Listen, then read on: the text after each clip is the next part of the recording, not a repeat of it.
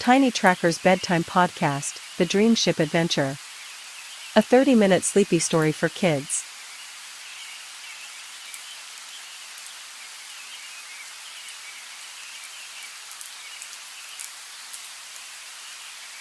The Adventures of Tommy Later and the Magic Clock.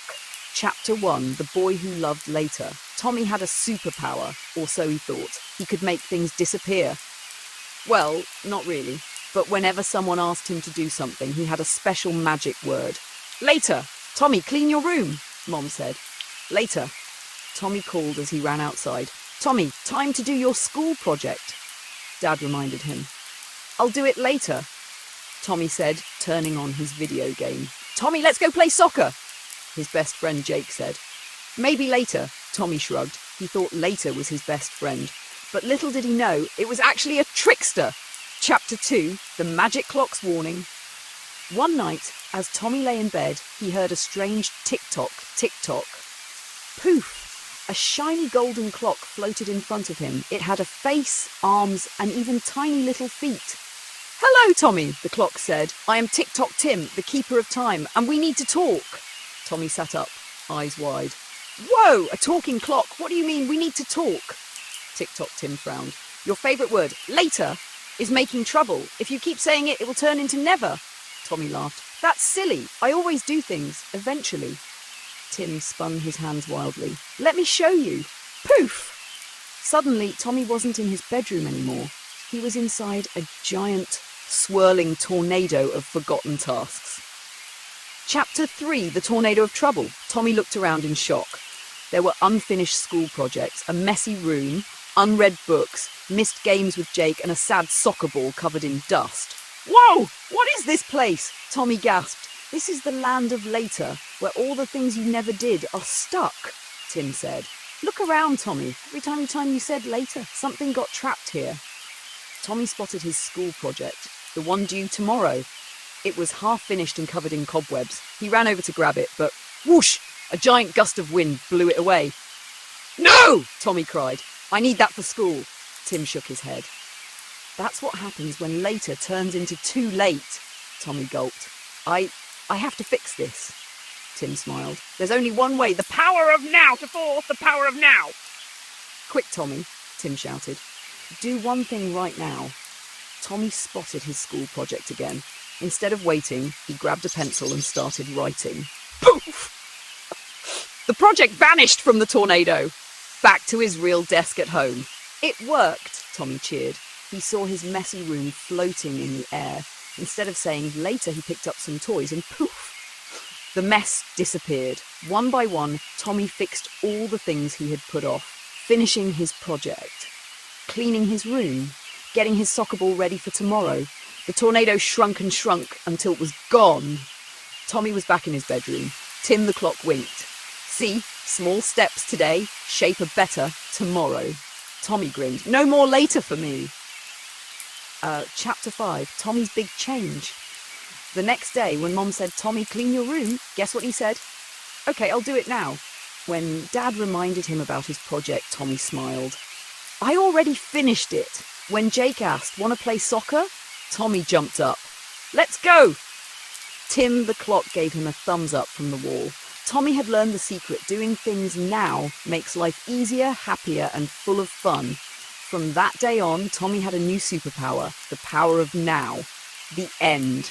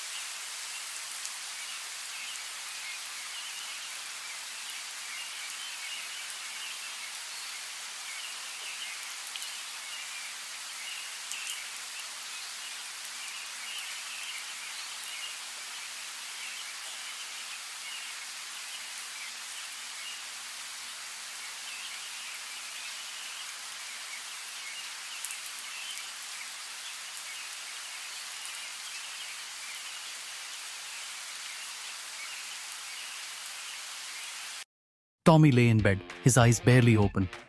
The faint call of his mother echoed through the hallway. Tommy, clean your room. She urged, her voice carrying a note of exasperation. I'll do it later.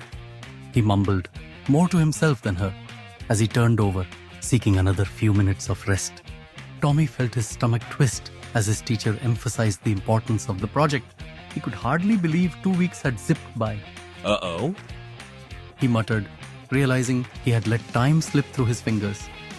That evening, he attempted to complete his project in a single night, surrounded by the chaos of papers and glue, his eyes fighting to stay open. Tommy's phone buzzed with a message from his best friend, Jake. Be ready by 10 a.m. sharp. Jake had said, but Tommy pressed snooze on his alarm, thinking 5 more minutes wouldn't hurt. When he finally got ready, a glance at his phone confirmed his worst fear. Jake had already left for the amusement park. Tommy stared at the mess, feeling the weight of his postponed promises. His sister Lily had stopped asking for his help with her puzzle, and he couldn't find his favorite toy in the chaos of his room. Why do I feel like everything is going wrong? He pondered aloud. Just then, his mom appeared in the doorway, offering gentle wisdom about the consequences of always saying later. Tommy decided to try something different. When his mom asked him to make his bed, he paused and then replied, Okay, I'll do it now. It took just a couple of minutes, but the effect was immediate. A cleaner room and a clearer mind. At school, he tackled his new project a little each day, amazed at how manageable everything became. Tommy grinned as he raced beside Jake, the thrill of the bike race energizing him. He was on time, and the feeling of winning was sweet. From that day on, whenever later whispered in his mind, he smiled and chose to act in the present, embracing a life that felt easier, calmer, and filled with more fun. Ship Adventure. A 30-minute sleepy story for kids. Episode title: The Dream Ship Adventure. Close your eyes, snuggle into your bed, and take a deep breath. Tonight, we're setting sail on a magical journey, where the stars whisper, the waves sing, and dreams take flight. Are you ready, little dreamer? Then let's begin.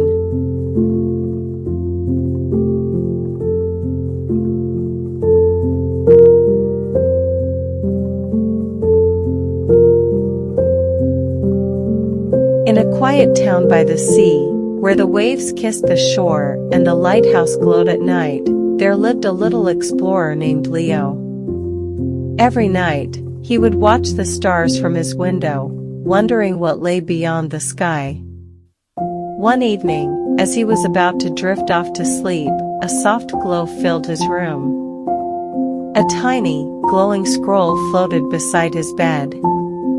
It unrolled itself and revealed a star map. Glowing star, but this was no ordinary map. It was a guide to a place called the Land of Dreamers.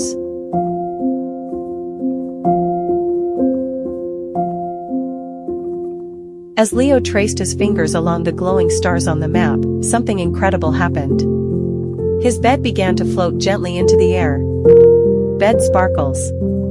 Before he knew it, he wasn't in his bedroom anymore. He was on a ship made of clouds. It had a silver sail that shimmered like moonlight and a soft, misty deck that felt like walking on a marshmallow. This was the legendary dream ship. Sailboat Dizzy.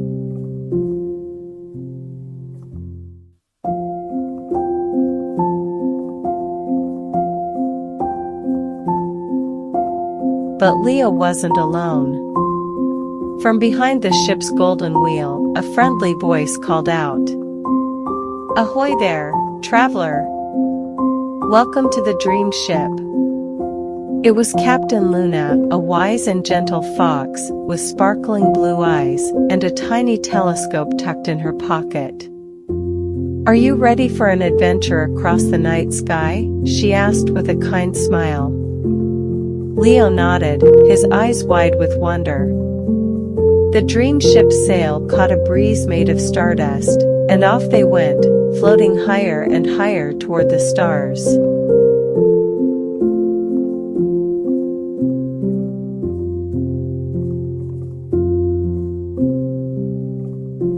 Part 2, The Whispering Stars. The dream ship glided through the sky, past twinkling constellations and soft, fluffy clouds. As Leo looked around, he noticed something incredible. The stars weren't just glowing, they were whispering. Each tiny star hummed a gentle melody, their voices blending into a beautiful, peaceful lullaby. "What are they saying?" Leo asked. Captain Luna pointed to the biggest, brightest star ahead. "That is the wishing star," she explained. "It listens to the dreams of every child and sends them into the night, where they grow into something wonderful." Leo closed his eyes and made a wish, but before he could say it out loud, the dream ship suddenly shuddered. A soft gust of wind swirled around them, and a tiny, giggling cloud appeared. It was Nimbus, the sleepy cloud. "Oh dear, oh dear." Nimbus yawned. "The wishing star's glow is fading. We must help it shine again." Leo and Captain Luna nodded. "We're on our way." And with that, the dream ship sailed toward the wishing star, glowing trails of stardust lighting their path.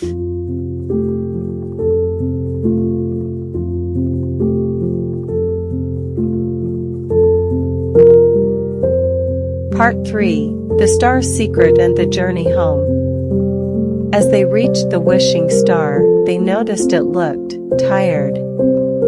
Its glow was dim, and its light flickered softly. Leo gently placed his hand on the star's surface. "Why are you fading?" he asked. The wishing star sighed. "Lately, children have been falling asleep too quickly, without making wishes. I need their dreams to shine bright." Leo thought for a moment, then turned to Captain Luna and Nimbus.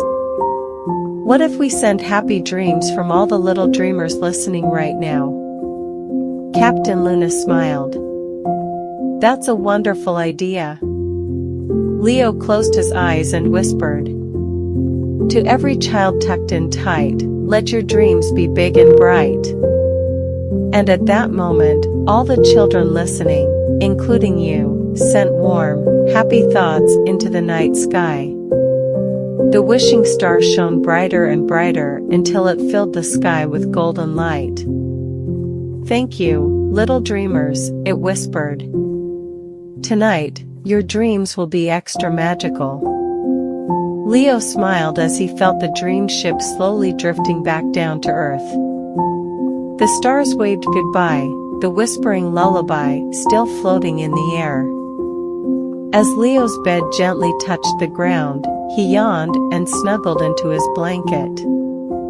The dream ship, Captain Luna, and Nimbus had disappeared into the night sky, but he knew they'd always be waiting for another adventure. And so, under the soft glow of the stars, Leo drifted into the sweetest dreams.